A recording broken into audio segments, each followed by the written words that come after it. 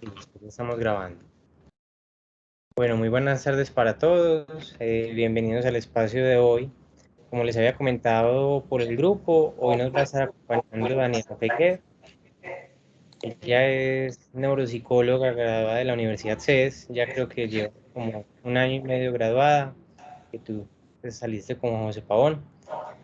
Bueno, ella estaba aquí mucho en el espacio y hoy pues, la idea es que te animes a contarnos sobre la rehabilitación neuropsicológica en pacientes pediátricos. Que hasta donde tengo entendido, pues es como lo que más haces tú en el comité de rehabilitación, aunque pues nos sorprendiste con el caso anterior de un adulto.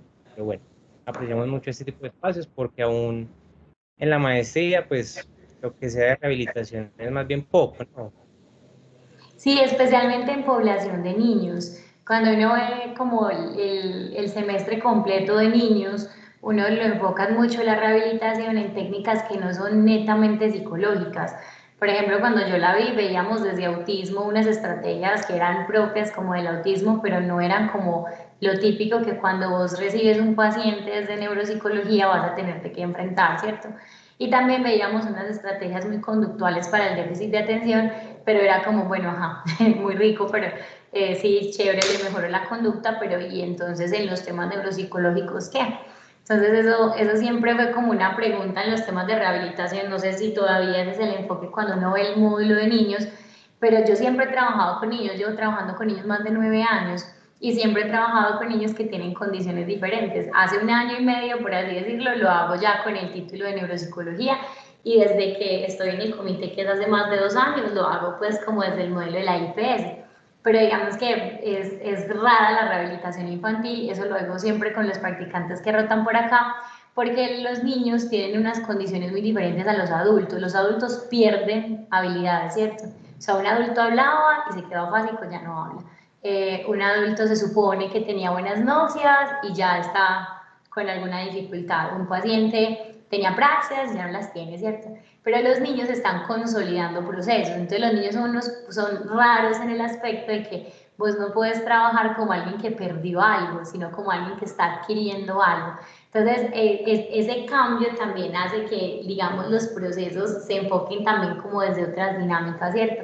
Entonces, eso es bien interesante. Aunque te iba a contar que hablando de casos raros, es una cosa muy interesante, pero en este momento estoy evaluando 2 pacientes sordos, completamente sordos, con apoyo de intérprete y con modificaciones de la evaluación, para que veas que llegan cada rato cosas nuevas. De pronto cuando los tengas, si quieres te comparto cómo fue la experiencia con la fonoaudióloga haciendo la interpretación y haciendo también cambios como en las pruebas, sin alterar como la dinámica de la prueba, que también ha sido todo un reto pues este año, que nunca había atendido población sorda y yo no soy usuaria de lengua de señas. Eso suena muy, pues muy desafiante. ¿Y son Sí. población pediátrica o son adultos? Sí, ya son adolescentes, tengo uno de 16 y uno de 13, pero es toda una experiencia, entonces vamos a ver cómo nos va con la evaluación y también si quieres les cuento cómo fue la experiencia de evaluar a un paciente sordo siendo oyente, además sin tener los protocolos porque en Colombia no existen y en muchos lugares, pues realmente solamente por allá en España hay una especie de batería asociada como a la población sorda, eso es un tema que hemos dejado muy hablado. Pero hoy Qué les quiero complejo. contar no, horrible, estoy que hoy aprendo lengua de señas, porque es más de los difícil de lo que uno cree. Pero hoy les quería hablar como de los modelos, del modelo de rehabilitación, ¿cierto? Juan tiene razón, efectivamente yo trabajo en el comité de rehabilitación y el comité de rehabilitación de Antioquia tiene una característica respecto a su modelo de intervención, que es basado en la CIF. Yo ya he estado en este espacio, siempre pues lo comento, pero vale la pena como señalarlo para los que nunca han estado. Es un modelo principalmente desde las habilidades de la vida diaria y se enfoca mucho en crear rehabilitaciones que estén pensadas dentro del contexto del paciente. Entonces acá, por ejemplo, en el programa de habilidades para la vida diaria en adultos y en niños, tenemos simuladores de casas. Entonces el paciente hace terapia en un simulador de casa que hace que el terapeuta y él trabajen con relación a su contexto y su entorno, que sería favorecer las habilidades de la vida diaria de un paciente en el hogar. Entonces hay cuchillos, cocina, cama, es una casa chiquita donde el paciente hace su terapia como dentro de ese contexto, ¿cierto? Esa es una visión que nosotros desde Neuro no hacemos casi. y es una crítica que yo también hago respecto a lo como a veces hacemos intervención, especialmente en niños. Entonces uno le llega al niño súper bacano, en el informe neuropsicológico dice que ha mejorado un montón la atención, pero el papá dice, no, horrible, en el colegio la queja es la misma, que se distrae, que no sé qué. Entonces yo le creo a los dos, yo le creo al neuro, porque no creo que el neuro me mienta, pero también le creo al papá porque cuando lo siento lo veo súper inatento y uno dice, ¿qué pasa? Lo que pasa es que es muy fácil que un niño se concentre con un profesional en un consultorio.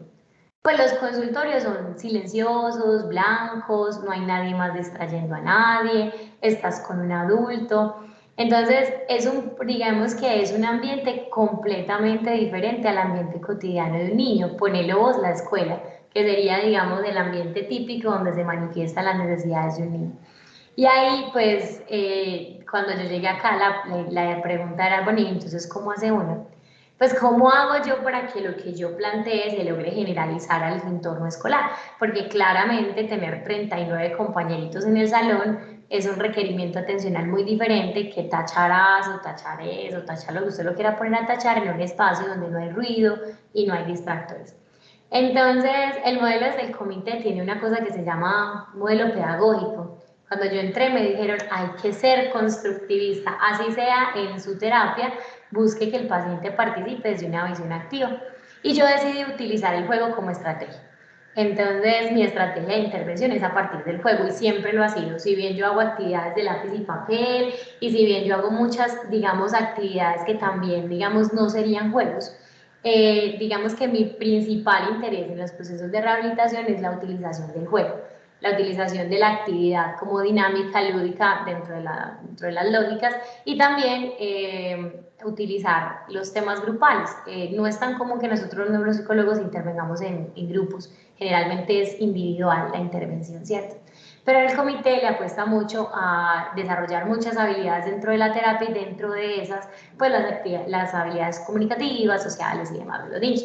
Entonces, yo empecé a trabajar con grupos terapéuticos de niños que tenían las mismas edades y las mismas necesidades, o edades parecidas y necesidades parecidas, precisamente utilizando a los pares como una estrategia para favorecer la intervención y utilizando la competición y las dinámicas de pronto que se dan dentro de los grupos de niños como formas para hacerlo.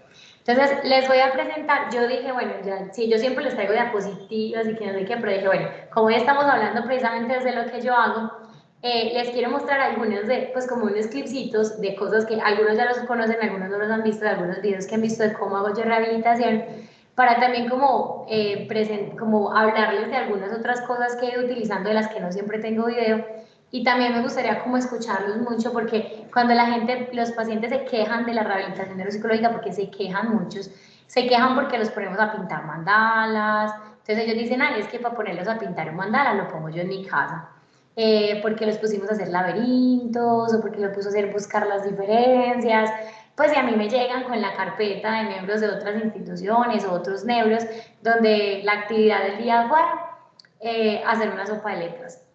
Entonces, yo obviamente entiendo que hay o sea, de dónde una sopa de letras tiene elementos de intervención, pero quiero, o sea, la idea es como que pensemos y les voy a ir presentando también algunos de mis materiales, de las cosas que yo utilizo acá en mi consultorio para que vean un poco de pronto que eso se puede hacer, pero también se puede hacer dentro de otro marco, ¿listo? Entonces, si yo soy muy tesa y logro hacer cómo es que funciona esto, es que antes estábamos por Meets y Meets yo sabía manejarlo, entonces ahora, allá, incluir sonido del equipo, y espérenme, les voy a presentar algunos Igual, clipsitos. Dime, por favor. pero es completamente cierto. Pues, la verdad es que, al menos donde yo trabajo, esa es la tendencia. Y siempre ha sido también una crítica muy personal. Pienso que la rehabilitación pues, no se ha manejado de la mejor forma posible y al final se consigue un estigma muy triste. Sino Es que lo que en tú dices. defensa de los neuropsicólogos, a uno nadie le enseña bien a rehabilitar.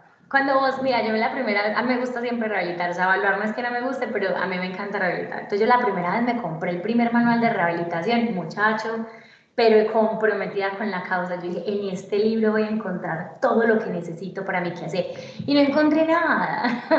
Los libros de rehabilitación son unas generalidades muy generales con cero ideas prácticas y pues así como aterrizadas, y muchísimo menos pensadas para niños. Entonces le dicen a uno, comienza por los niveles de la atención. Primero atención sostenida, y dices, uy, sí, súper, y ajá.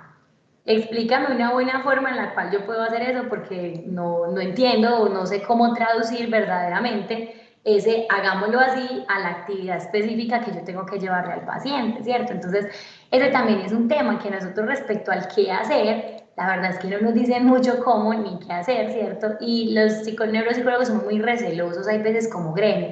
Entonces usted le pregunta a otro profesional, ve, vos cómo rehabilitas control inhibitorio, y eso pareciera que le hubieras preguntado, pues, no, yo hago algunas actividades, y no, dame una idea real de qué hago, ¿cierto? Nosotros somos a veces demasiado recelosos con el qué hacer, y somos muy poco como de, ve, yo hago esto, y somos demasiado como, ay, esta actividad es muy tonta, no tiene la validez, porque no sé qué, ¿cierto? Entonces, si no es el enfócate, nada trabaja atención, y eso es mentira, hay un montón de actividades que bien pensadas pueden hacer. Entonces, ustedes me van a decir si están viendo mi pantalla, ¿cierto? Sí, ella se ve. Bueno, entonces les voy a presentar, a ver, espera, ¿cómo se hace esto? Dios mío. A ver, vamos a intentarlo hacer. Así. Les voy a contar un poquito el contexto de este juego. Entonces, son niños que todos tienen problemas atencionales, pero también todos tienen problemas visoespaciales y además tienen problemas en praxias visoconstruccionales. Estos son Legos. Cada uno de ellos tenía las mismas piezas de Lego de los mismos colores. Pues son Legos, no, como armatodos, pues como esas bolsas de fichas que uno trabaja, ¿cierto? Entonces, ¿qué hacíamos? Ellos cerraban los ojos y yo creaba todos teníamos las mismas piezas, todos teníamos una pieza amarilla, una pieza naranja, una pieza azul, una verde oscura, una verde clara y una roja. Yo creo el moldecito, ¿cierto? La figura, que es lo que ustedes están viendo ahí. Y ellos están compitiendo entre ellos por ser el primero en armar la figura exactamente igual a como yo la armé, ¿cierto? El que gana o el que primero la arma va a coger la pelotica que ustedes ven en el centro. Que si la ven parecida a un juguete de gato, sí, sí es un juguete de gato, pero no encontré otra pelota de día para hacer la actividad. Entonces, ese es el contexto de esa actividad de rehabilitación. Ahí sirve. Tienen que empezar a hacerlo. A ver, esta con así. Oh.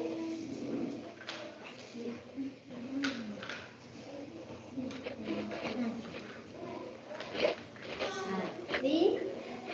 Acuérdense que el que más rápido lo haga puede coger la pelota del centro. Okay. Tienen que ser igual. Creo que pueden ver lo que está haciendo la compañera de al frente, ¿cierto? La niña de al frente que claramente no lo está armando como yo lo hice.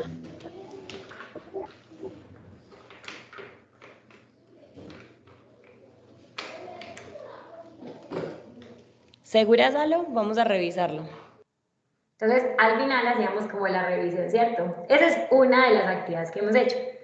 Quiero como escucharlos aquí respecto a cuando ustedes ven esta actividad, ¿qué les parece que se supone que estamos trabajando? Pues a los que están conectados, que quién me quiere como diciendo, ve, si yo veo esta actividad un día cualquiera con alguien, yo diría que estamos trabajando esto. Láncense que igual aún mis practicantes también, yo les pongo el mismo ejercicio, hay veces uno se da cuenta, hay veces sí, pero la idea es que de pronto ustedes que ya la están viendo me comenten como, ve, yo creo que si es una actividad que rehabilita, honestamente siento que ahí no hay nada cognitivo porque la pusiste, porque también quiero como escucharlos, uno no todos los días muestra como esto, entonces también es rico escucharles de otras perspectivas que creen que puede estar trabajando, si alguien obviamente no está. Vamos a ver los comentarios, si no yo te comento. Ah, si no, usted es mi público.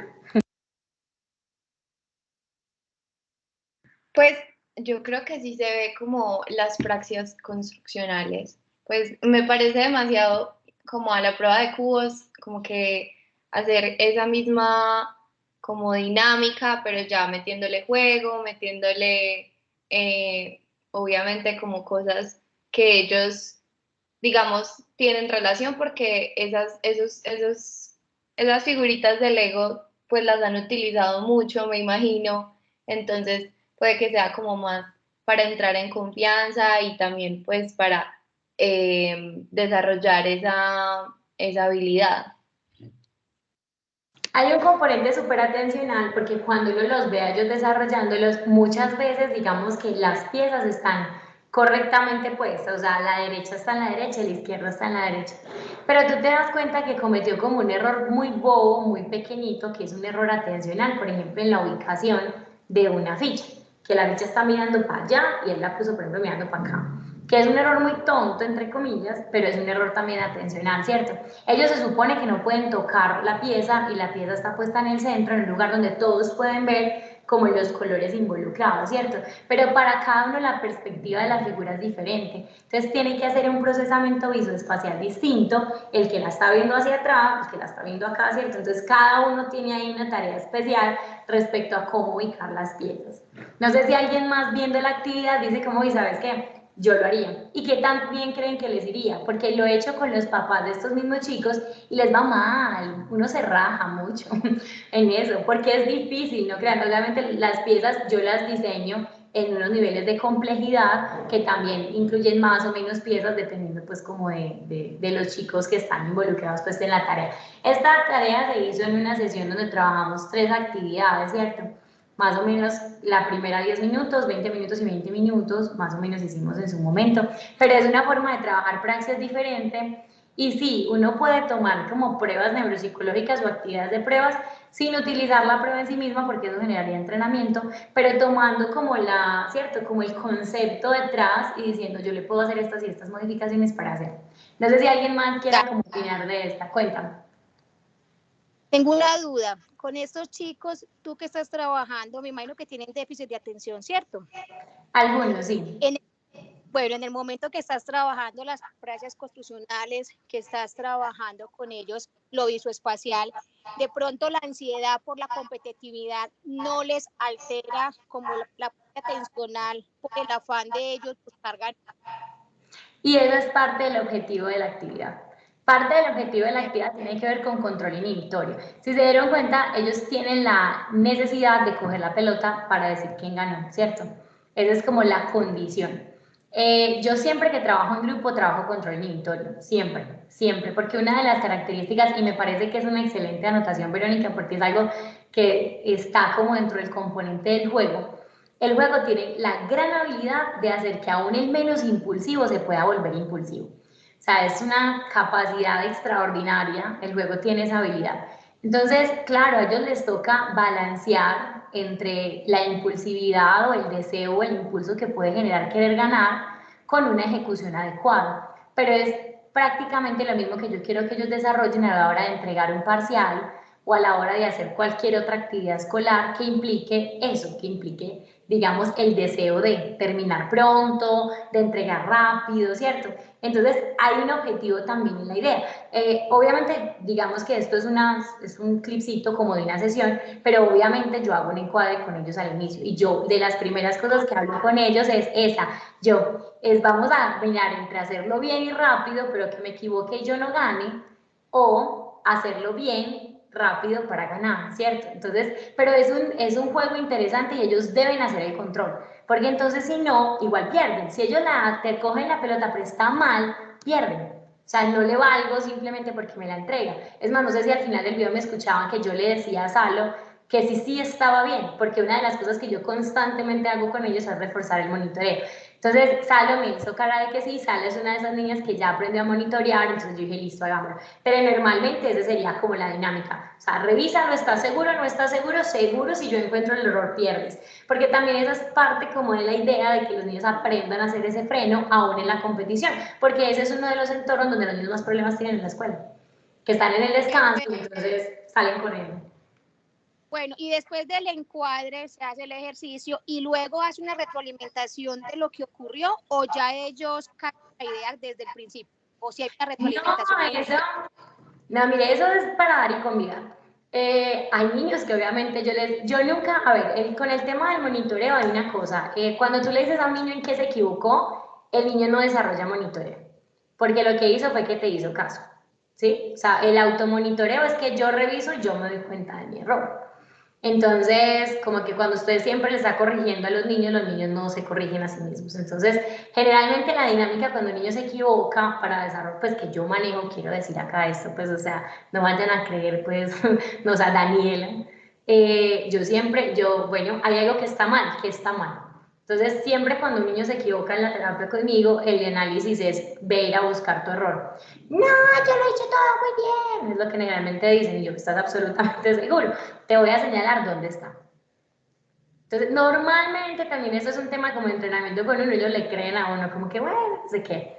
Hay veces es de verdad que no ven el error, o sea, es como tanta la inatención que ni siquiera noto el error. Entonces yo voy dando pistas, hay una pieza que está mirando por donde no es, mira qué tal cosa. Ahora, como tú estás en un grupo de niños, no hay nada mejor que ayudar al monitoreo que los otros niños. Empiezan, sí, eso no está bien, la amarilla no va así.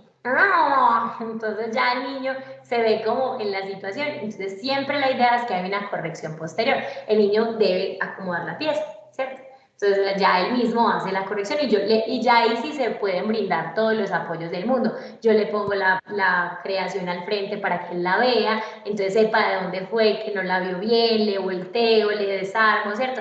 Ya ahí la idea es brindar todos los apoyos, pero siempre la motivación debe ser que el niño encuentre el error. Porque, o no el niño, el adulto, cualquiera, ¿cierto? Porque si vos decís el error, entonces el niño realmente nunca hace un ejercicio de aprender a monitorear digamos, sus dinámicas, ¿cierto?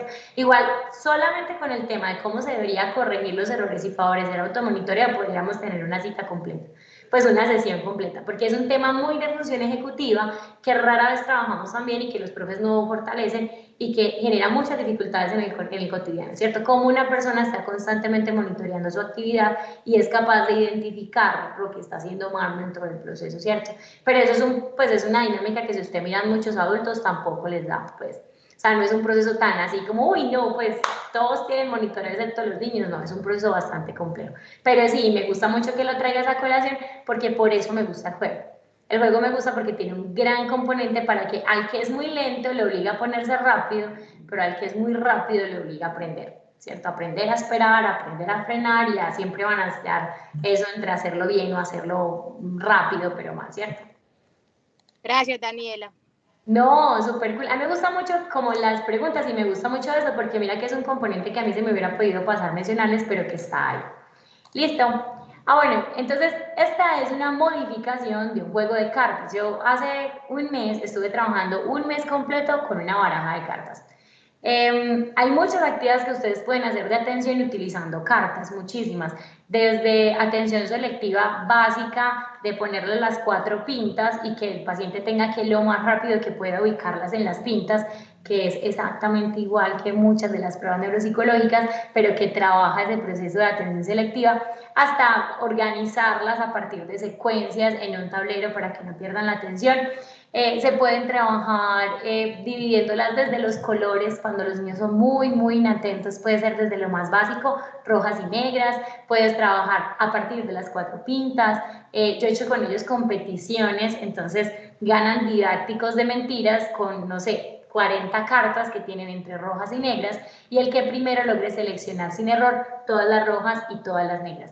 Parece súper tonto, pero para un niño que tiene problemas de atención visual es un proceso que le toma mucho tiempo y cuando se exige en el tiempo, o sea, en hacerlo más rápido, puede presentar muchos más errores. Entonces es como tener que mover esa capacidad atencional al máximo, ¿cierto?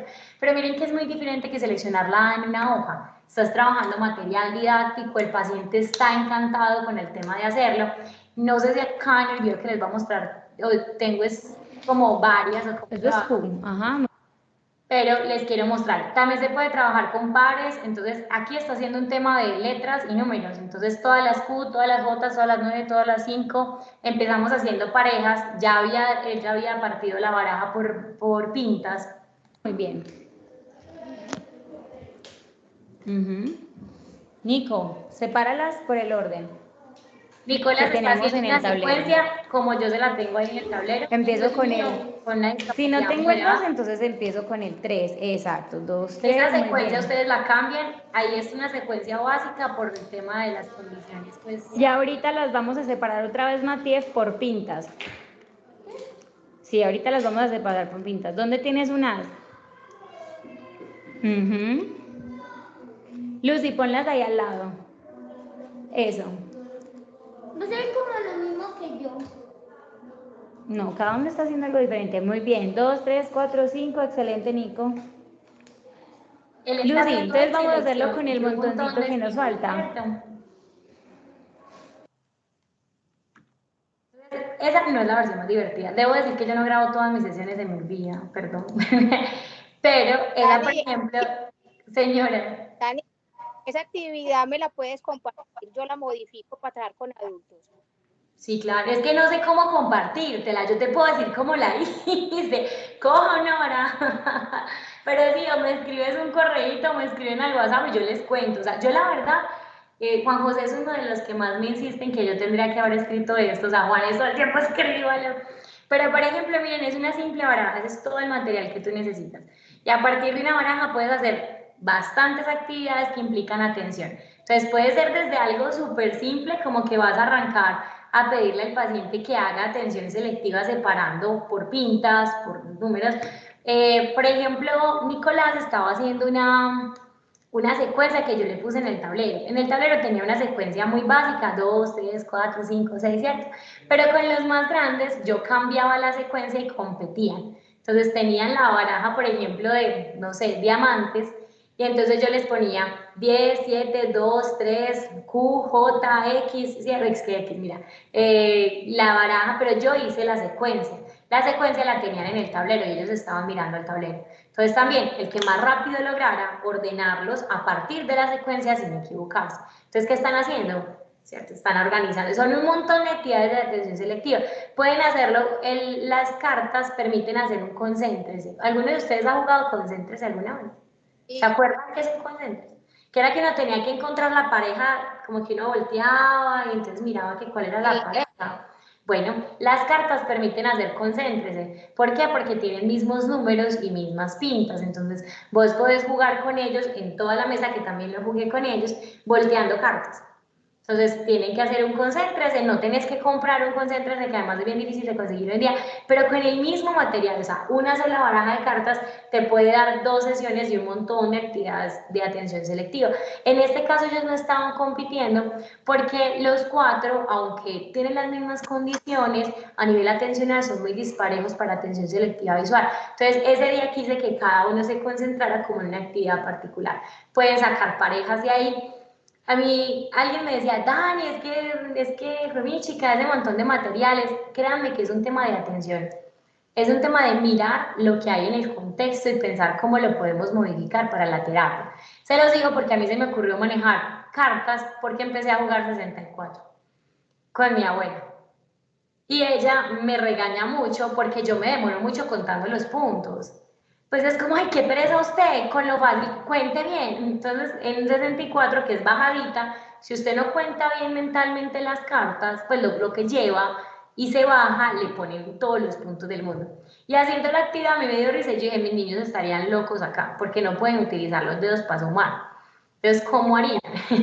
y ahí dije, ve las cartas. Y entonces empecé a pensar y con el material que podía hacer, ¿cierto? Entonces, hay muchas estrategias que se pueden utilizar desde otras dinámicas. Verónica, puedes utilizarla perfectamente o me puedes escribir, yo no soy egoística, como me decía un niño, es que yo soy egoística.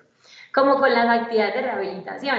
Precisamente a uno nunca le explican que uno puede utilizar una baraja de cartas o cualquier material para hacerlo. Miren que es muy parecido a lo que muchos ejercicios de atención selectiva visual de lápiz y papel podrían plantear, con la ventaja de que puedes modificar el tiempo, de que es un material didáctico y que además, pues con el mismo material puedes trabajar varias actividades en la misma sesión y el paciente no está necesariamente como tan ahí tachando, que puede ser como, especialmente si trabajan con niños, como tan complejo, ¿cierto? Que puede ser como muy aburridor, puede ser el niño de estar sentado ahí como todo el tiempo, ¿cierto? Este lo conoce, los que ya han estado conmigo, ya conocen este juego, pero este juego es un juego de Dollar City, que es otra cosa que quería mostrarles, que es que realmente, si usted se va a mercar a Dollar City, en Dollar City encuentra un montón de posibles ejercicios. Esto se llama Line Up, y es un tricky grande, donde Line Up, ahorita les mando si quieren la foto, les voy a mostrar la caja. Compartir correo, su WhatsApp, por favor, gracias. Ahorita se les mando. Es un triqui grande. Ellos tienen que hacer 4 líneas, vertical, horizontal o diagonal. Muy bien por esa. Estamos trabajando Salo. función ejecutiva y planificación. Deberías hacer recto. Así es recto. Muy bien.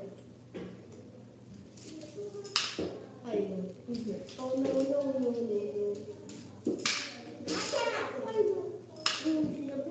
Bueno, porque una ventaja de trabajar Salo, piensa en tu estrategia. es que Acuérdate que se puede horizontal, que estoy grande, vertical o en diagonal. a la que respeta, a la que no se le va a saltar el Ella se llama Luciana, muy bien. Felicitaciones, Ale. Choque esas 5 por habernos aprendido el nombre de los compas. ¿Choca las 5? Bien, cuéntame. ¿Cómo te parece que el primer día que estaba haciendo yo me lo supe? Solo con una vez. Excelente. Bueno, Salo, ¿qué pasó ahí? le dormí. Lucy, mira el tablero. ¿Qué pasó ahí? Mira. ¿Nos ganaron? No puedo. A ver, 1, 2, 3, 4. Ah, sí, nos ganaron. Todos podemos ver el momento en que Luciana descubrió que le habían ganado, ¿cierto? Pero es un juego de planificación. Este juego no es mío, este juego se llama así. Lo consiguen a 12.000 pesos en Dollar City, está más barato todavía en el centro. Y es un juego precisamente de planificación, ¿cierto? Yo merco en Dollar City de vez en cuando. En Dollar City encontré un triqui que también se los traje de Halloween alguna vez, que era un triqui enorme. El triqui es un gran juego de planificación, ¿cierto? Pero no solamente tienen que ser eso, ¿cierto? Hay otros juegos que podemos, pues que pueden utilizar a partir de... No sé, ¿dónde fue esa derecha? ¿Listo? No necesitas ¿Qué más. pasó? Estamos trabajando en la Hacia la derecha. izquierda, exacto. Otra vez derecha. Dayana, usted no puede tener 2 pelotas. ¿Qué? ¿Usted qué lanzó? A ver, atención. Listo, todo lo están lanzando con la mano derecha. ¿Listo? Izquierda. Están lanzando y atrapando con la mano derecha, ¿cierto? Derecha. ¿Por qué quedó con Sofía con 2 pelotas, María Ángel? ¿Cuál es derecha? O sea que quien lanzó, sí, esa es su derecha. Sí. Bueno, entonces, ¿quién lanzó más la pelota? Ajá. Izquierda. Es un juego bobísimo, ¿cierto? O sea, es la cosa más simple del mundo, son pelotas. Pero les voy a mostrar algunos supermáforas de los materiales. Bueno, hasta aquí, dudas, preguntas, comentarios, por ¿qué me quieren contar?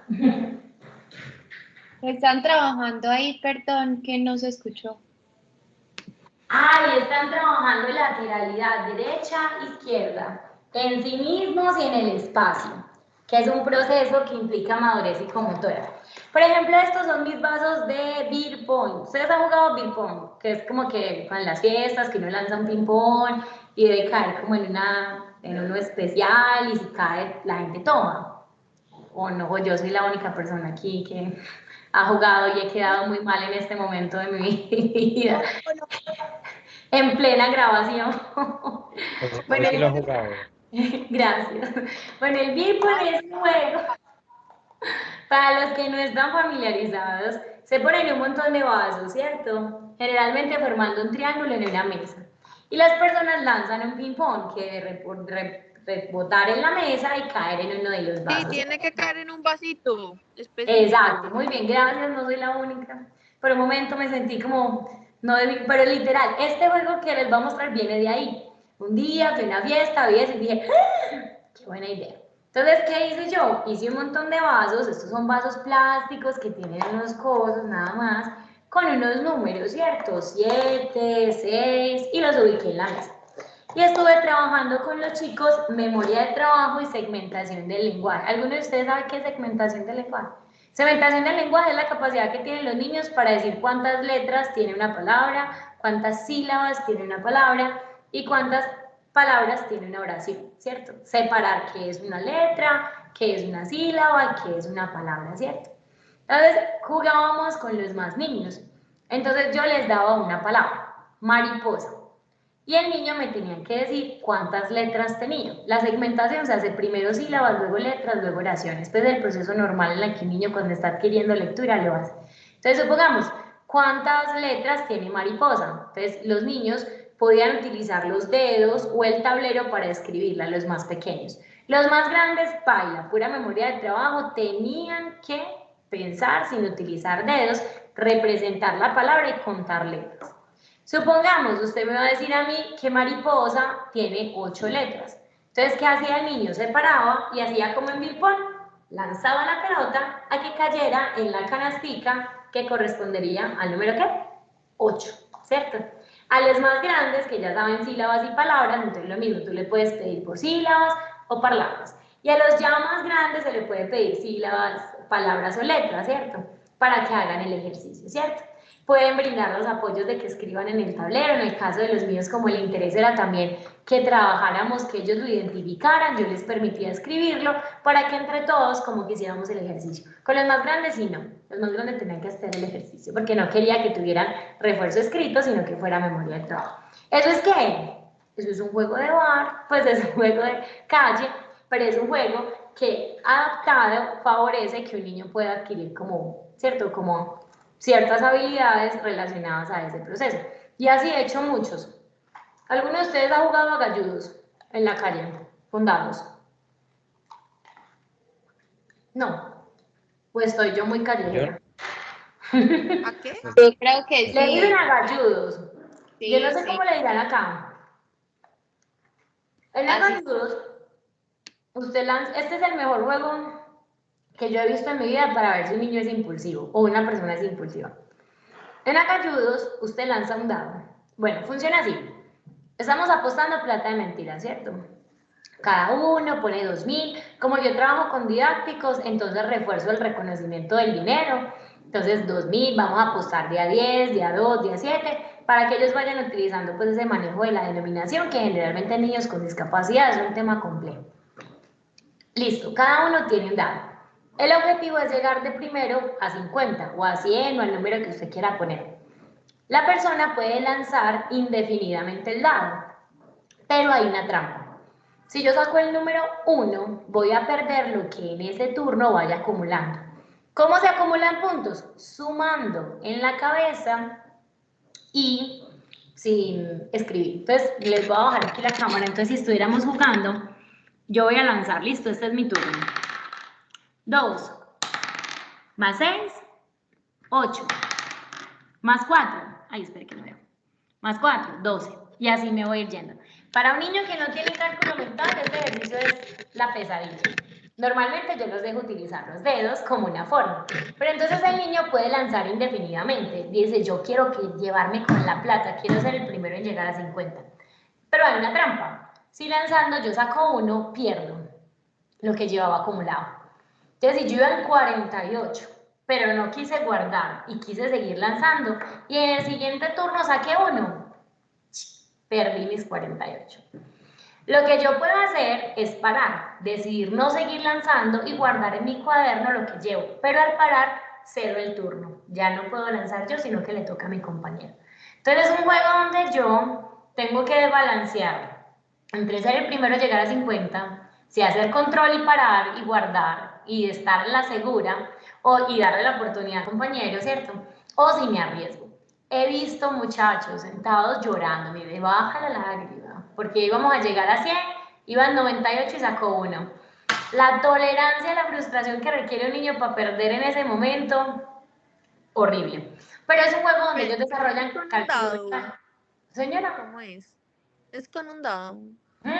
usted le da un dado a cada uno. Si quieren mis son más pro, pueden darles de a 2, pero les juro que ni yo soy capaz de sumar de a 2 dados.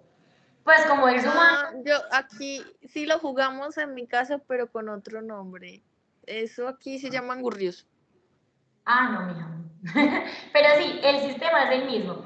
¿Qué sí pasa? Que lo que ellos vayan guardando en el cuaderno no se pierde. Entonces miren que es un ejercicio donde yo tengo que reflexionar entre si paro y guardo, pero ya no puedo seguir acumulando, me toca esperar a que mi compañero pueda acumular y ganarme, o si me arriesgo y pierdo, ¿cierto? con la ventaja de que estamos ejercitando cálculo mental, porque ellos solamente pueden sumar lo que guarden en el cuaderno. Lo que va en la mente es en la mente. Les dejo utilizar los dedos como una forma de apoyo porque no estoy evaluando, ¿cierto? Pero ellos van y van sumando. Para un niño, de nuevo, que tiene problemas en el conteo, el uso del dado es muy bueno porque tiene los puntos, entonces favorece hacer esa relación cantidad-número. Pero esto es un juego de calle, mire, ya me han dicho que algunos lo conocen, pero es un juego que he modificado, trabaja memoria de trabajo, atención visual, también trabaja cálculo mental está muy relacionado a memoria de trabajo, trabaja suma, y en el cuaderno lo que van guardando les toca sumarlo, entonces además están sumando. Yo he tenido niños que normalmente dicen GAN la matemática, 45 minutos enganchados apostando. Entonces miren que hay una misma actividad y además es puro manejo reflexivo alrededor del tema del control inhibitorio. O sea, es un tema donde el niño se ve obligado generalmente a parar. He tenido unos que, y además la tolerancia a la frustración que genera este juego es increíble porque hay un componente de suerte muy grande. Hay niños que en la primera ronda, esperando la primera ronda, le sale uno. Y eso nomás me miran, profe, no puedo volver a lanzar. No, baby, todos tenemos una oportunidad, le toca a tu compañero. Se ponen morados, rojos, aquí la lágrima, y ahí tú haces todo el manejo conductual. Entonces, mira que es una misma actividad que tiene un montón de elementos, ¿cierto? Que pueden ser súper provechosos para hacer. Así como estos, tengo un pool de cosas que les podría mostrar, pero la idea no es mostrarles todo, no porque no lo quiera compartir, sino porque la idea no es dejarlos, pues como que hay 2 horas aquí viendo todo lo que Dani hace. Pero de verdad sí se los quiero mostrar como con la reflexión de 3 grandes cosas. La primera es que nosotros podemos ser muy creativos en la rehabilitación. La rehabilitación no tiene que ser hojas de papel, pintar mandalas, ni pintar mandalas, seguir pintando mandalas, ¿cierto? Sin que decir que el mandala está mal. O sea, todo se puede modificar. Pero ustedes pueden utilizar la creatividad desde lo que ustedes son. Aquí sí le voy a dar todo el peso de la palabra Juan José, porque en realidad fue Juan José la primera persona que me dijo, sigue rehabilitando así. Porque yo al inicio me sentía que yo era muy rara rehabilitando, porque nadie más yo conocía, pues obviamente el comité todos somos raros rehabilitando, pero de alguna forma yo era la única psicóloga además que estaba rehabilitando procesos cognitivos así. Luego fui la única neuro que yo conocía en el momento que estaba rehabilitando con el juego. Y entonces yo era como, changos, me van a crucificar. Pues si alguien se entera que yo estoy haciendo esto, me van a decir, eso no es el enfócate. Pues yo me imaginaba todo alrededor de eso, pero con el tiempo me afianzo en esta manera. O sea, genera una motivación horrible para los niños asistir a terapia y no solo los niños. Yo estas actividades las hago con adultos. Yo hago las modificaciones del juego correspondientes para un adulto, pero lo hago con adultos. He hecho el concéntrese para pacientes con problemas de memoria, es muy bueno en memoria visual y ellos se animan con el juego, es que no por ser adultos uno va a decir, uy, qué chévere, a los adultos mayores les encanta, además porque es un material con el que ellos están familiarizados, como los juegos, pues, perdón, las cartas, los dados, ¿cierto? Entonces muchos no les ya por temas de la edad del lápiz y papel es una cosa difícil, no ven bien, entonces es como un buen material, ¿cierto? Entonces es como con esa primera invitación a que la rehabilitación neuropsicológica puede ser un espacio, especialmente con niños, supremamente creativo y que nosotros nos podemos como beneficiar de estrategias que existen como el juego para precisamente trabajar cosas que individualmente es imposible trabajar. Yo respeto mucho lo que hacen otros neuros, pero no sé cómo trabajan control inhibitorio con una ficha. Les juro que yo no sé cómo hacen. Pues, o sea, porque yo no veo el impulso en una ficha, pues, o sea, me parece que se trabaja más en vivo y en directo. Cuando vos tenés que inhibir la respuesta en un juego, y para control inhibitorio tengo como 7 juegos que he ido creando. Hay uno muy bueno que se llama Halligalli. Ese juego no es mío, es un juego pues, que lo he visto en Estados Unidos, pero no he conseguido que me lo traiga la versión original. Se llama Halligalli y es un juego específicamente de control inhibitorio, es un juego de mesa, es muy bueno.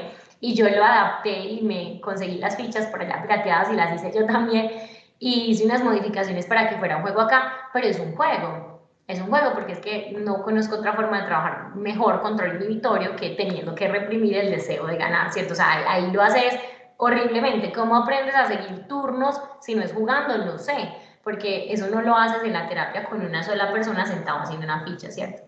Entonces, esa es como la primera invitación, a que sean muy creativos desde lo que ustedes hacen. Lo segundo es que hay muchas cosas cotidianas que si ustedes modifican son muy buenas para la rehabilitación y que no son ajenas a los entornos de los pacientes. Si se dieron cuenta, mi entorno, este no porque este es mi nuevo consultorio, me lo van a cambiar y todo, pero por ejemplo mi consultorio se parece mucho a una sala de colegio.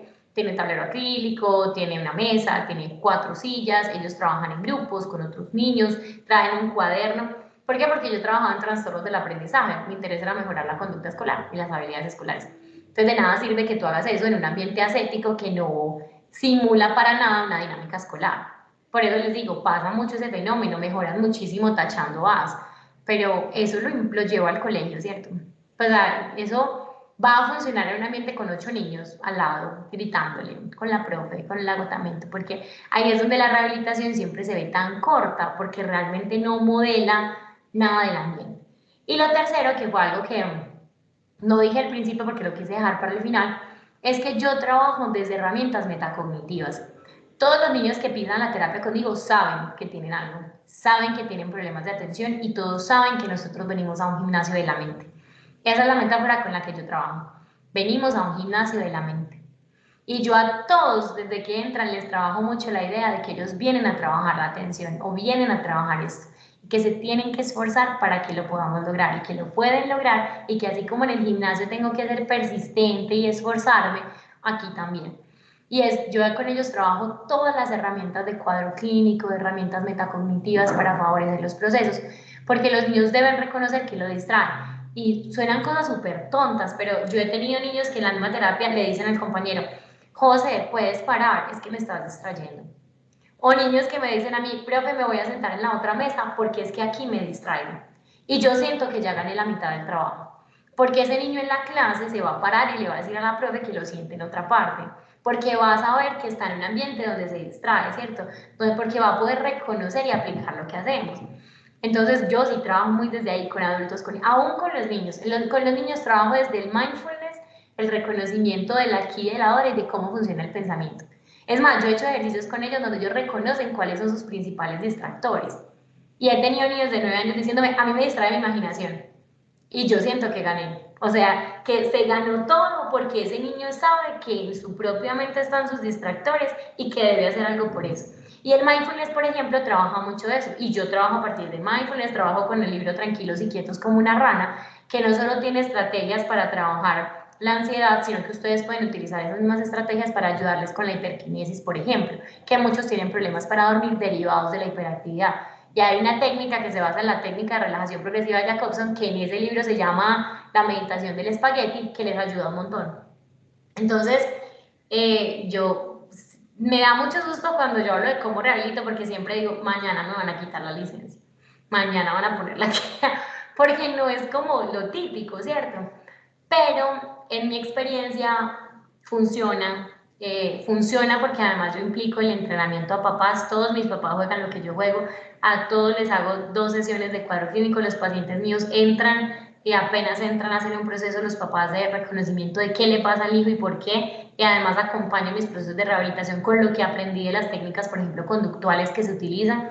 Entonces termina siendo algo como muy integral que busca realmente solucionar como en la medida de lo posible todo lo que pasa. Y ahí la única cosa que quiero decir antes de que ustedes puedan como hablar para finalizar es que eso también se lo debo a la institución donde trabajo, ¿cierto? El comité me permite todo esto, ¿cierto? Porque dentro de nuestro modelo lo que importa es la necesidad del paciente, no la mía, y lo que importa no es que el niño mejore en tachar las A, sino que mejore en su contexto. Entonces, pues como que aquí nadie me está diciendo es que por qué no le estás tachando la A y por qué no mejoró en la A y por qué tal cosa y por qué en esta prueba. No, aquí nos medimos como con relación a que el paciente solucione su problema. Si el problema del paciente es que la mamá repite todo el tiempo instrucciones y eso la tiene agotada, yo le puedo dar técnicas para que eso no pase y también puedo ayudarle al niño en memoria de trabajo para que no siga pasando. Y bueno, de ahí pues hago un salpicón, mis materiales son plastilina, juegos, vainas, o sea, yo hago la rehabilitación desde así. Y les hago la invitación a que la piensen así, y es que por eso la rehabilitación a veces es tan aburrida. Y por eso a muchos pacientes les da lochita, porque es así, ¿cierto? O sea, no tiene como un ejercicio didáctico. Entonces les quería presentar como un poco, ojalá los pudiera traer a todos a mi consultorio y hacérselos en vivo y en directo para que jugaran y dijeran, ¡ay, esto es lo que me pasa! pero ya que no, por lo menos que pudieran como vivenciar en parte. No sé si alguien tiene algún comentario. Hoy no quise hacer diapositivas porque dije, ay no, yo siempre les hago qué vaina más aburrida como mostrarles mejor los materiales y los videos. No sé, alguien quiere aportar algo, no sé qué piensa Juan. Juan me había pedido esto, que por los temas de rehabilitación, no sé si con esto también como que cumple en parte como la expectativa de mostrar lo que vos también sabes que yo de pronto hago. Si yo te hago la retroalimentación, esperemos a ver si alguien más quiere hacer algún comentario, si no yo te comento, porque si tengo muchas como puntualizaciones, preguntas, esperemos a ver. Sí, pues la verdad me parece súper chévere, me parece muy lúdico, muy dinámico y veo que, o sea, como todo ese amor y ese empeño que tú le pones es como el toque que le da a estos chicuelos. Entonces me parece muy interesante y muchísimas gracias por tan buena explicación y buenas ideas que nos da, porque yo creo que el conocimiento, si se comparte, es mucho mejor. Entonces súper chévere.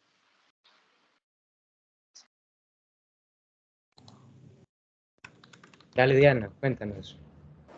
Me parece muy interesante la información que nos trae y tiene una forma muy especial para tratar los niños porque ese juego les hace despertar mucho esa parte de motricidad, problemas que pueden tener, concentración. Yo tengo un hijo de 31 años y mi hijo era hiperactivo y ese es uno de los juegos y ese fue el éxito, yo creo. O sea que tiene una táctica excelente, la felicito. Gracias por la información.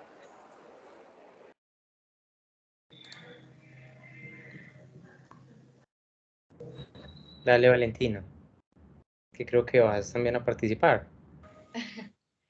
Pues no, yo quería decir que de verdad, como que me sorprendió demasiado que utilices tantas cosas como del común, como para ejercitar la mente, y es demasiado interesante, demasiado lindo, como ver cómo piensas en la vida, pues como que tú piensas en la vida como neuropsicóloga y lo piensas no solo desde el consultorio, sino también desde otros contextos. Pues, o sea, estás en una fiesta y estás mirando cómo puedes ayudar a tus pacientes, me parece súper, súper chévere. Pero es que la cognición humana está en toda parte. Yo creo que ese es el gran problema de nosotros como neuros, que somos tan de consultorio, que por eso le caemos muy mal a la gente a veces. Por ejemplo, vos trabajás con un paciente que tiene una pérdida cognitiva, él no va a estar en el consultorio, este no es su espacio natural. Vos tenés que ir al espacio natural del paciente, porque es en el espacio natural del paciente donde él tiene que mejorar su desempeño, no acá. Pues acá, y por eso les digo, acá todo muy bien. O sea, acá yo he tenido niños que yo digo, el impulsivo nunca, siéntelo con otro niño. Y ya, se transforma. Que uno dice, la prueba dice súper agresivo y no jodas, pero como es de juicioso, él en la vida, siéntelo con otros 2 media hora jugando y ya empieza, esto es mío, no sé qué, se transforma, porque también nosotros somos figuras para los niños, para el paciente tú eres la doctora, él nunca se va a comportar contigo como se comporta con, pues un paciente que tiene problemas de lóbulo frontal, aún con uno se mide, comparado con cómo lo hace en su entorno, ¿cierto? Entonces, es también como traer la cotidianidad, o sea, y eso es algo que, como les digo, sé que la gente piensa que uno pierde rigurosidad dentro del proceso, pero no es así. O sea, si vos tienes muy claro el objetivo de la tarea, ya. O sea, si vos tienes muy claro que es que esa tarea gestiona esto y desarrolla y favorece eso, no importa la tarea es lo de menos. Lo que importa es lo que logra, ¿cierto? Entonces, ahí también creo que es donde está como el swing. Igual, la verdad, la gente dice como tantas y yo soy como no, o sea, ojalá todos pudiéramos como hacerlo así, o sea, yo no creo que sea un tema tan especial. Creo que es que también a veces a los neuros nos acartonan mucho. Entonces a muchos nos da susto. No les digo que yo a casi nadie le contaba lo que hacía, fue Juan que me hace mucha boya para que yo lo cuente, pero yo soy como, no, es que donde se entré en la universidad me quité el título. Imagínate, yo que esté con cartas, no, pues, o sea, si me entiendes, como que me da la impresión de que la gente va a decir, ay, no, pero pues, o sea, al final del día uno trabaja por el paciente y para el paciente, entonces si al paciente le funciona, muchachos, pues arranque, qué técnica sabe, lo que pasa es que, pues como les digo, en defensa de nosotros, usted nunca va a encontrar en un libro, ve, podrías utilizar el Haligal, no, eso no está, eso le toca uno ir a mirar de dónde reduzca y decir, esta actividad puede hacer esto. Y ahí la claridad teórica, yo creo que ese es el swing, si usted tiene mucha claridad teórica puede llevarlo a la vida cotidiana. Entonces también eso es chévere, o sea, saberlo muy bien para poderlo llevar. Bueno, Alina, yo aprovecho y te hago como los comentarios y las preguntas. Pues me parece que, como ya te dijeron, se nota mucho pues la pasión tuya por atender a esa población y pues esa vida de neuropsicóloga, pues casi que diría yo, que así no ve muy poquitos profesionales, que como que en serio llevan ese perfil ocupacional y vocacional como otro nivel, ya es como más genérico, pues como, pues en serio como en todo momento, no solamente cuando se trabaja, eso me parece muy bonito y muy útil. Mira que muchas actividades tú nos dices que las sacaste en momentos que nada que ver. Me parece que el tema de la creatividad en la rehabilitación, no solo con niños, sino con adultos también es la clave, porque al final lo que, pues el problema que comentan, pues es muy variado, y si uno no es creativo, como tú dijiste, nunca va a estar escrito lo que les va a servir. Es de pensar y modificar eso si no sirve, y hasta que se encuentre la solución, ver cómo el paciente le aporta, ¿cierto? Pero también me parece muy importante eso que tú dices, que hay que tener mucha claridad teórica, porque sí, todo en la vida pues involucra procesos cognitivos, pero analizar bien en detalle cómo es como más exigente, ¿cierto? Entonces uno tiene que ser ahí muy, muy, muy experto en ese tema. Me parece que ahí es muy bacano sacar de una actividad tan cotidiana lo valioso, ¿cierto? Y hacer como el mismo proceso reflexivo. Me parece también muy bonito el paradigma del comité de rehabilitación, que es grupal, porque pues, al final pues, pienso que es un buen modelo, ¿cierto? Sobre todo con niños, porque muchas veces estos niños con trastornos del neurodesarrollo generan mucha ansiedad social y solamente yo creo que con esa exposición a 3 compañeritos nuevos y una adulta y que después de 5 citas ya fluyen, yo creo que eso hace que cambien radicalmente si tienen ansiedad social. Y también el tema del manejo emocional, no solo de la frustración, sino también creo que te habrán tocado chicos que se emocionan y se desbordan también o lloran por cosas leves y ahí también toca como aportar, ¿cierto? Igualmente, Parece qué muy rico, bonito. sabes también qué rico que ellos se encuentran con otros niños que también tienen algo.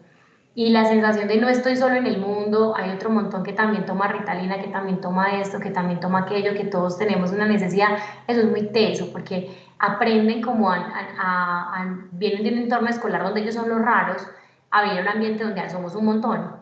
Y eso también tiene un impacto como emocional que uno a veces no alcanza a imaginar, como lo bonito que es para ellos ver que otro no sabe leer y escribir y también tiene 10 años y decir como, ah, bueno, no está tan grave la vuelta, o sea, se puede, hay otra gente, este aprendió. Hay veces los nuevos ven a los antiguos y dicen como, uy, ¿él cómo es de teso? Y yo, ah, es que él lleva ya unos meses acá en la terapia. Entonces como, no, o sea, como que, ¿cierto? Ven ahí como la posibilidad de mejoría. Entonces sí, qué pena interrumpirte, pero no lo había mencionado como también una de las ganancias de lo grupal. Pero es verdad, y ese trabajo grupal y sobre todo con una profesional y terapeuta que acompaña el proceso, me parece que es lo más importante. Yo sí te quería preguntar, porque entonces tú nos decías, uno coge un libro de rehabilitación y la misma Bárbara Wilson dice, nos dicen el qué, pero no el cómo, y es completamente cierto, hagan esto, pero no cómo hacerlo, entonces uno queda en las mismas. Y si no es creativo, se quedan las mismas.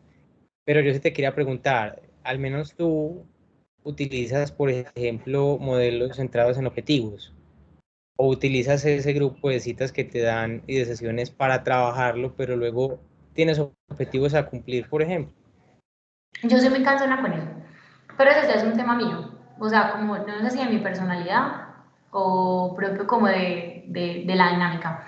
Nosotros acá en el comité trabajamos desde el GAS, que no sé si ustedes saben, pues el GAS es una estrategia para el establecimiento y cumplimiento de objetivos. Entonces nosotros lo hacemos. Es más, yo tengo medición de los cumplimientos de objetivos. Cuando les había compartido por allá hace un tiempo, yo repito actividades más o menos cada 2 o 3 meses, con algunas variaciones que evalúan lo mismo para ver cambios. Entonces, en algunos momentos yo sí hago actividades de lápiz y papel, por ejemplo, y yo marco tiempos, tipos de errores, cantidad de los errores. Por ejemplo, en actividades de memoria visual que hago son con los mismos bloques, muy parecidos como a los cubos de Corsi, yo lo que hago es que mido cuál fue el nivel de recuerdo del niño, recordó 4, recordó 3, recordó secuencias de 4 o 5, y a los 3, 4 meses o 2 meses, dependiendo de lo que yo me planteo, vuelvo y hago la actividad y evalúo cuánto avanzó o si no avanzó. Entonces yo en ciertos momentos sí hago pues como puntajes de medición respecto especialmente a atención, pero yo con eso soy muy cansona, mucho, mucho, porque particularmente no creo en la percepción de mejoría, o sea, el paciente a veces cree mucho que mejoró, pero a mí me interesa saber si mejoró. Y con los papás sí hago seguimiento conductual, o sea, que yo con los papás hago literalmente una escala como de medición por medio, pues es más cualitativa, pero yo tengo una serie de preguntas donde ellos califican de 0 a 5 qué tan grave es el problema, y cuando ha pasado cierto tiempo de utilizar la estrategia como cognitiva o conductual, qué tanto mejoró. Entonces, qué tanto tienes que repetir instrucciones en este momento comparado con cómo iniciamos, más, menos, igual, sí, pues o sea, eso tiene como una forma, pero también lo hago con ellos, ¿cierto? ¿Qué tantas estrategias siente ahora el papá que tiene? Y también como que eso me va permitiendo a mí guiarme, ¿cierto? Porque igual también yo tengo buena memoria, pero pues si yo no le manejo a eso un control, no voy a saber cuánto hacía antes y cuánto ahora, ¿cierto? Y uno también tiene que ser muy desconfiado de su propia sensación de mejoría, que uno también dice, ay, cómo ande mejorado. Pero pues la idea, ¿cierto? Y eso lo cotejo con informe escolar, ahorita que estoy solo haciendo neuro, yo lo cotejo con resultados académicos, en el programa también lo cotejábamos con los impactos escolares.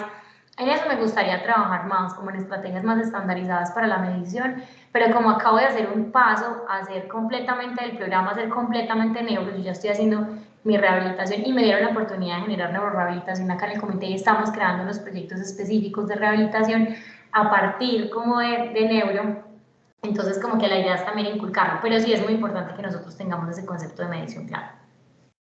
Sí, me parece que aporta muchos sentidos y exige a uno y a los papás y a los niños, a todos. Y como tú dices, pues ellos son al fin y al cabo pues activos en el proceso. Entonces, si no saben por qué van y qué terminan haciendo, terminan jugando y si no, pues sí, me parece muy chévere ese concepto de que van al gimnasio pues a trabajar lo que están fallando en ese momento. Y la última pregunta que te quería hacer es si tú de pronto, creo que ahorita lo comentaste un poquito, pero no me quedó muy claro, si tú formas a la familia como coterapeutas o en algún sentido aprovechas el resto de la semana en el que no están en citas para también trabajar de alguna manera. Sí, claro, nosotros, pues, o yo particularmente, todo el tiempo dejo una tarea de generalización, todo el tiempo. Todo el Qué tiempo. chévere, Pues, pues eso me o parece. sea, yo les digo a ellos, o sea, es que para mí es como tan normal que me parece como muy raro que no sea así, ¿cierto? Porque yo la misma actividad, el papá recibe entrenamiento, entonces es como que así, pues, o sea, forma parte como de mi proceso terapéutico que el papá sepa y se replique. Entonces, por eso me quedé como pensando, yo decía, porque así, pues, pero es porque como la idea es que impacte el cotidiano, por ejemplo, cuando trabajamos conjuntos para trabajar como los elementos del conteo, esa semana tienen que contarme todo en la casa. Frijoles, granito, les pongo un montón de actividades para que se paren. Esa semana palitos de chuzo, que también tengo palos de paletas, que hagan toda esa semana esa es la actividad. Que me sé cuando estamos trabajando categorización. Papá, le va a sacar toda la ropa que usted entre del trabajo, cuando entre la ropa que usted entra, cuando entra ropa, y le va a decir al niño que haga 5 categorías con eso. Ah, yo no sé, mire a ver él cómo va a dividir esa ropa, pero tiene que hacer 5 grupos, ya.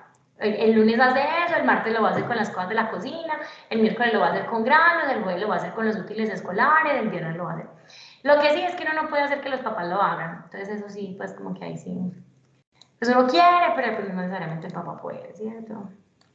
Sí, ya ahí está la limitación. Pero bueno, agradecerte mucho en general porque pues, yo siento que el espacio, tú me preguntaste que si cumple, me parece que cumplió y se excedió incluso porque pues fue muy provechoso. Como tú dijiste, nada de lo que uno podría leer en ningún libro. Y como te dijo Juan José, pues eso valdría mucho la pena también escribirlo porque Yo tengo pues las es un beneficio. evoluciones de las sesiones y Juan tiene ese proyecto hace 1000 años. Daniela, vamos a escribir ese libro. Muchachos, la verdad es que no he tenido el tiempo. Y que uno también es muy bobo, mire, uno dice, ay, eso todo el mundo lo hace. Pero, por ejemplo, cuando yo comparto estos espacios, he notado que es muy práctico para muchos. Entonces, como siempre, en todas las charlas en las que yo estoy, yo soy, compártanle mi correo, compártanle mi número de teléfono a todo el mundo y Juan, puedes hacerlo pues como con ellos, porque la idea es que, como te dices que, como les decía, es que no seamos tan cansones, como, esto es mío y nadie más, y yo lo hago, porque eso no beneficia a nadie. O sea, si algo de lo que yo hago va a terminar beneficiando a más pacientes del mundo, pues hombre, qué rico, ¿cierto? Entonces, pues esa es como la invitación, listo, que le puedan hacer. Yo les agradezco mucho el espacio, confío en que Juan les va a compartir si algo para los que están interesados en los datos. Si alguna vez tienen alguna duda, si quieren preguntar, si quieren ver cómo es que pueden, ve, tengo este tema y estoy súper embalada, tengo un niño no sé qué, pues como que me puedan escribir. Listo, y podamos Muchas como comenzar, que la idea es que hagamos como redes también de apoyo, pues como en lo que estamos haciendo. Igual a Juanda, muchas gracias por la invitación. A mí siempre que me invitan yo soy toda como, ay, sí, yo voy, a mí me encanta, pero es porque a mí de verdad me gusta mucho pues como el tema de divulgar las formas en las que lo hacemos, porque como te digo, la invitación es que se pueda hacer lo más diferente posible. Listo. Claro que sí. Mil gracias por el espacio y bueno, seguramente no te sacan ni te critican por esas metodologías, porque me parece que son las que pues, son las provechosas y las necesarias de aprender. No, a ustedes muchas gracias y lo que necesiten, pues siempre a la orden, pues por ahí les comparto, los que quieran me escriben